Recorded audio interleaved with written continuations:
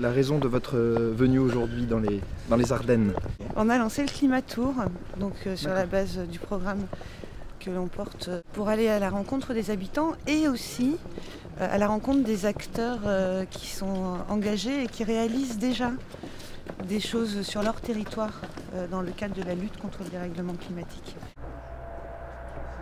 La réouverture de cette gare, elle est en constante augmentation en fréquentation et ça a permis à des jeunes de venir se réinstaller, à recréer en fait de la vitalité et une vie dans le village. Nous, sur les priorités au Conseil régional, on aimerait davantage qu'on mette l'accent et la priorité budgétaire sur ce type de projet plutôt que sur de nouveaux projets autoroutiers. C'est une bonne idée de... Ah oui, on est bien dans la nature. Alors tu ne crois pas si bien dire et après je laisse... Donc il y a eu un gros travail avec les écoles pour faire un sentier pédagogique. Là, non, pas vraiment.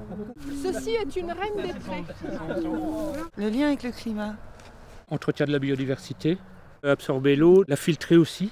Parce que mine de rien, oui, elle ce qu'on ressort disait, propre c'est les services gratuits rendus par la nature, d'épuration de l'eau. Zone de stockage d'eau aussi, parce qu'à Poix, on a des gros problèmes d'inondation, enfin, on a des grosses zones humides, et le fait d'avoir ça, ça permet quand même de déverser là sans que ça gêne. C'est des zones de respiration. Ouais.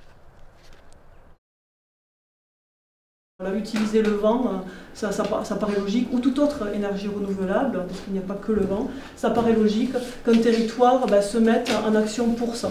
Les énergies renouvelables sont locales. Et aussi, il y a donc une transition citoyenne là-dessus qui est en œuvre. C'est que voilà, ce n'est pas les grands groupes financiers qui peuvent s'approprier cette ressource, c'est que plus logiquement, une ressource locale doit être appropriée par les locaux, les gens qui en ont besoin. On est à Boultaubois, dans les Ardennes. Tiens, il y a une carte là, comme ça, vous allez voir.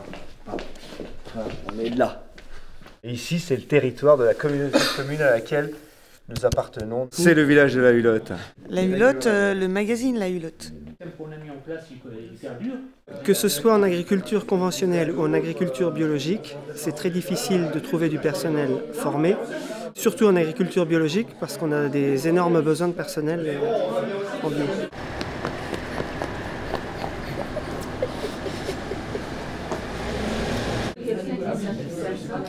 Nous sommes ceux qui créons le plus d'emplois. Nous sommes ceux qui avons une vision internationale de la régulation qui permet de sortir des crises actuelles dont on ne sortira pas uniquement par de l'engagement militaire.